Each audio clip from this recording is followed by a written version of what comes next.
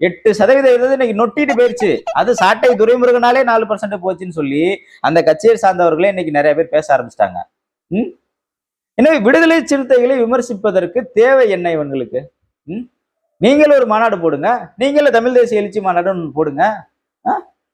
அப்படி போட்டு தமிழ் தேசியத்தை பேசுங்க. தமிழ் தேசியத்தை ஒரு குடும்பத்திற்கு எதிராக, ஒரு கட்சிக்கு எதிராக மாற்றிய ஒரு கேவலமான வேலையை செய்ததை தவிர நாம் தமிழர் கட்சி செய்த சாதனை என்ன?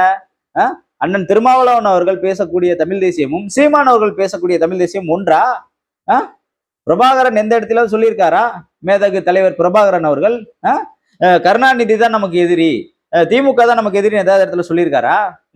நீங்க வைத்து பிழைப்புக்காக இந்த இவ்வளவு பெரிய தமிழ் தேசியம் என்ற ஒரு மிகப்பெரிய கோட்பாட்டை கேவலம் ஒரு கட்சிக்கு எதிராக மாட்டினது தானே அவங்க வேலை. வேற என்னையா நீங்க வேலை செஞ்சிருக்கீங்க?